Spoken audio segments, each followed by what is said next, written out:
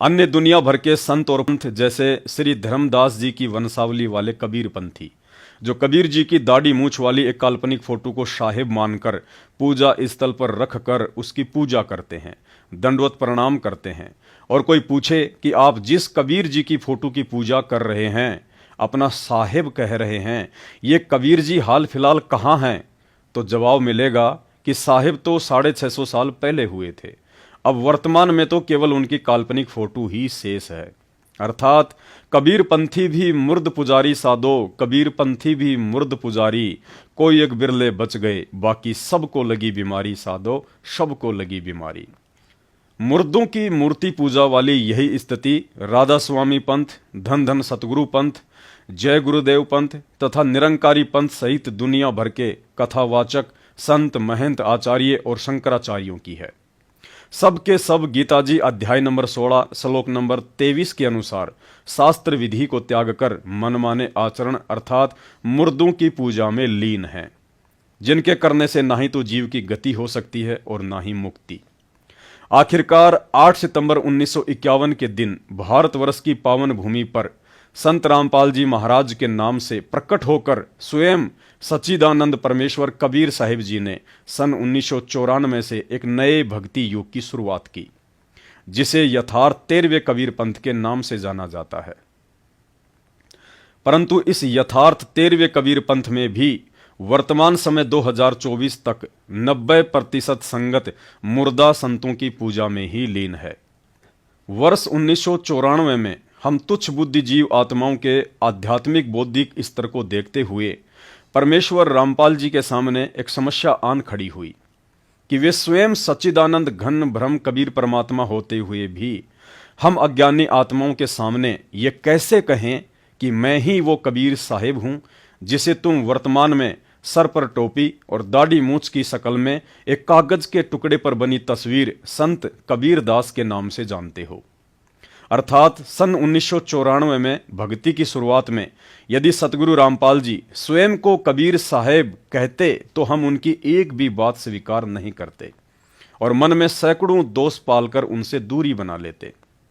और दूसरी तरफ आध्यात्मिक नियम अनुसार अपने सतगुरु के अलावा किसी अन्य फोटो या मूर्ति में भगवान को देखा या पूजा तो परमेश्वर जी की वाणी के अनुसार सत्य भक्ति करते करते भी जीव आत्मा नरक की भागी बनती है। गुरु मानुष कर जानते ते नर कहिए अंध, होवें दुखी संसार में आ गए यम के फंद।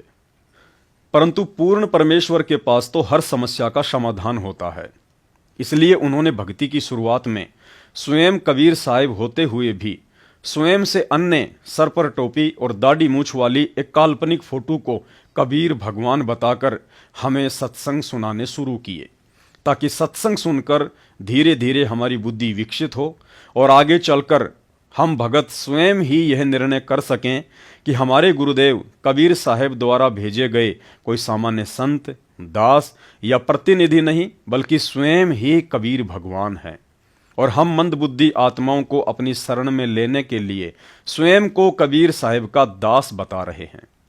लेकिन सन 1994 से लेकर वर्तमान 2024 तक 90% संगत का दुर्भाग्य, जो आज भी सतगुरु रामपाल जी द्वारा स्वयं को परमात्मा का दास बताकर 28 वर्षों से भक्ति मार्ग पर उनके द्वारा किए जा रहे अथक प्रयास और संघर्ष के पीछे की लीला को समझ पाने में पूर्णतया असफल रही।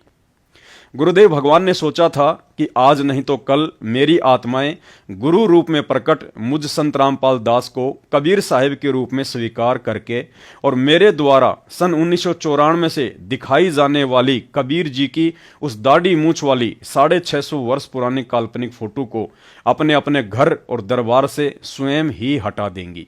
परंतु परिणाम उम्मीदों के विपरीत 0/0 ही रहा। भाइयों और बहनों, इसी को कहते हैं काल प्रभाव, जो आज भी सतलोक आश्रम से जुड़ी हुई 90% संगत पर पूरी तरह से छाया हुआ है। 30 वर्षों से इतना तत्व ज्ञान सुनकर और आंखों से अकल्पनीय चमत्कार देखकर भी ये मन इस बात को हृदय से स्वीकार नहीं करने दे रहा है कि वर्तमान में हमारे गुरुदेव सतगुरु रामपाल जी के रूप में धरती पर स्वयं कबीर भगवान ही प्रकट हैं। नतीजन प्रति वर्ष जून के महीने में लाखों की संगत के द्वारा आज भी उसी काल्पनिक दाढ़ी मूछ वाली फोटो को भगवान मानकर कबीर प्रकट दिवस मनाते हुए उस फोटो के आगे भोग लगाने का अर्थ है आज भी आप अपने गुरु भगवान को भगवान नहीं बल्कि मानुष ही समझ रहे हैं। आज भी अपने घर की दीवारों पर और दरबार साहिब में उस दाढ़ी मूछ वाली कबीर जी की काल्पनिक फोटो को रखना, उसके आगे दीपक जलाना, दंडोत प्रणाम करना इस बात का पक्का प्रमाण है कि आज भी आप अपने गुरु को भगवान नहीं बल्कि मानुष ही समझ रहे हैं।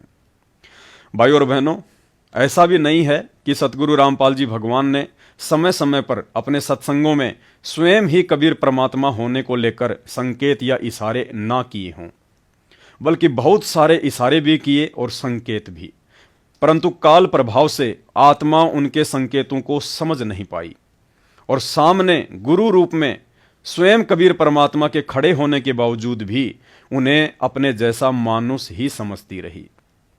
परंतु अब आपको कुछ छोटे छोटे सत्संग सुनाने जा रहे हैं।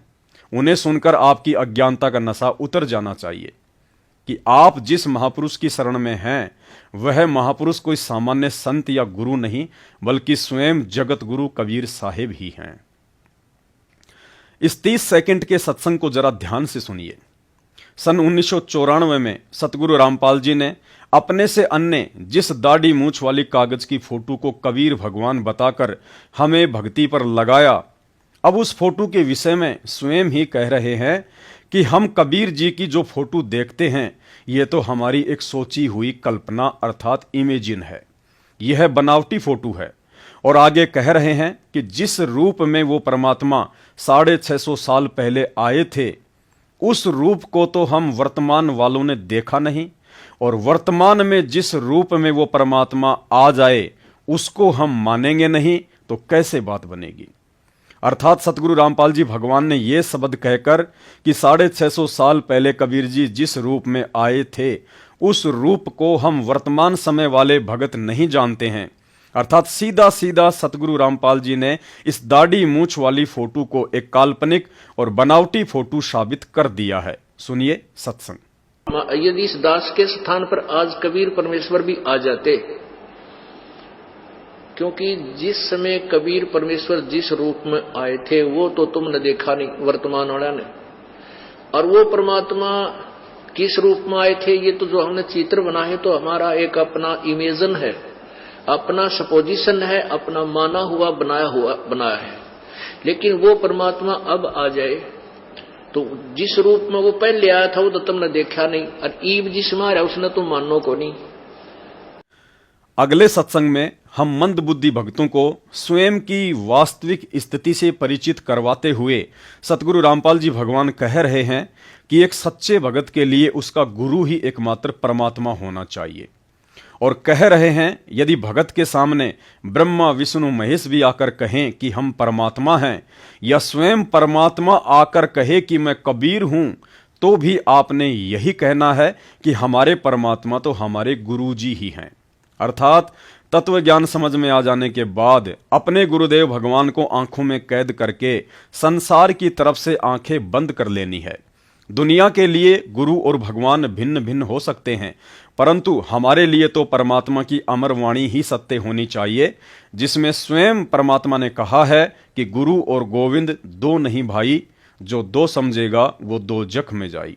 सुनिए 20 सेकंड का छोटा सा सत्संग, और बात समझ में आ जाए तो गुरुदेव भगवान को प्रसन्न करने के लिए कबीर जी की समझे जाने वाली उस दाढ़ी मूछ वाली नकली फोटो को आज ही अपने घर से और दरबार से हटा दीजिए। कबीर साहिब से लाभ लेना है तो ये नियम अपना आजीवन निभाना होगा।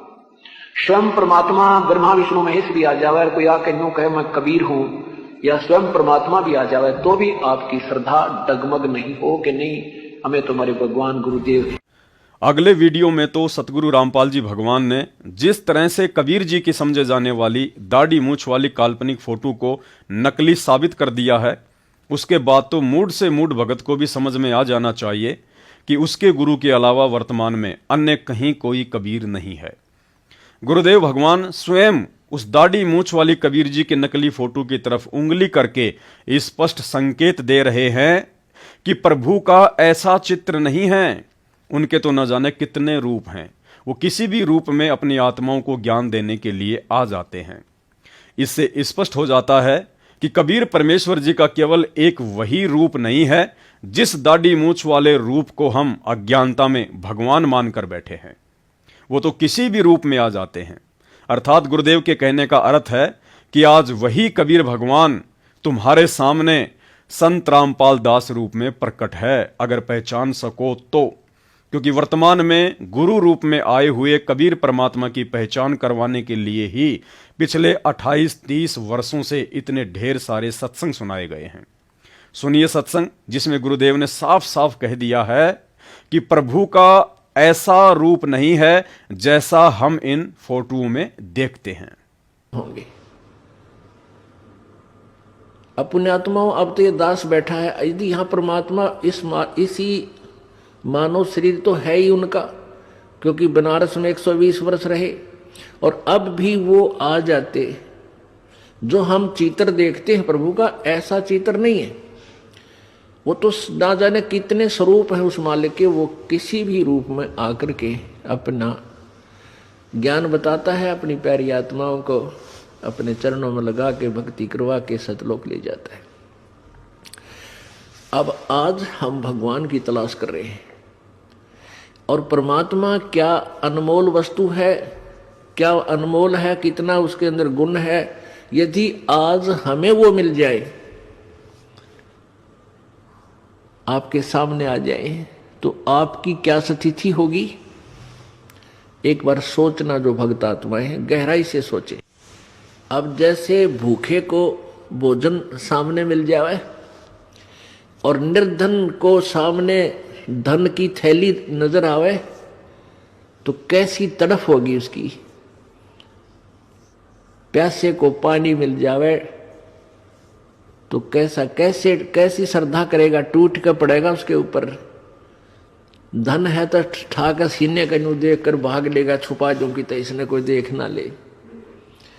और सामने भोजन है तो ऐसी सब टूट के पड़ जाएगा, फटाफट खाएगा, अपनी जान बचाएगा। ऐसे ही हमें जब परमात्मा आज मिल जाए, आपके सामने आ जाए, क्योंकि हम उसी की तलाश में तो भटक रहे हैं, तो आपकी कैसी श्रद्धा होगी, ये आप अपने अपने स्तर से सोच सकते हैं। गुरुदेव भगवान ने पूर्ण मोक्ष प्राप्ति का एक मुख्य नियम बताया है और कहा है कि 650 साल पहले आप 64 लाख आत्माओं के फेल होने का एक ही मुख्य कारण था कि आपने गुरु रूप में आए हुए कबीर परमात्मा को दिल से परमात्मा स्वीकार नहीं किया। केवल जुबान से परमात्मा परमात्मा कहते थे, परंतु दिल में जगह नहीं बन पाई थी, और दिल में जगह बने बिना बात अधूरी रह जाती है। पहले वाली उस गलती को याद दिलाते हुए गुरुदेव क्या कुछ कह रहे हैं, सुनिए उन्हीं के मुख कमल से। परमात्मा कबीर जी कहा करते, निरंजन बन तेरा दरबार। यहाँ तनिक नहीं सच्ची बात कहते, न्याय का काम नहीं। कह कबीर सुनो भी साधो, यहाँ सब उल्टा व्यवहार। इस सच्चे ने तो झूठा बताओ मुझे, कबीर साहब कहते थे, अरे झूठों का एतबार। सरेआम कहा करते, पर कौन माने, उनको ज्ञान नहीं था। आज आप तो विद्वान हो, पढ़े लिखे हो, शिक्षित हो, आप तो मानोगे ऐसी गलती पहले वाली फिर ना कर दियो।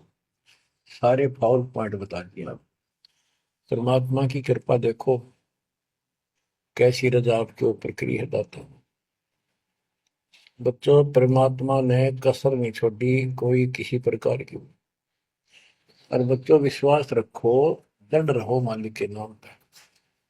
इसके चरणों से दूर ना हो जाना। दुखी रहे तो इससे ज्यादा कोई सुखी नहीं कर सकता।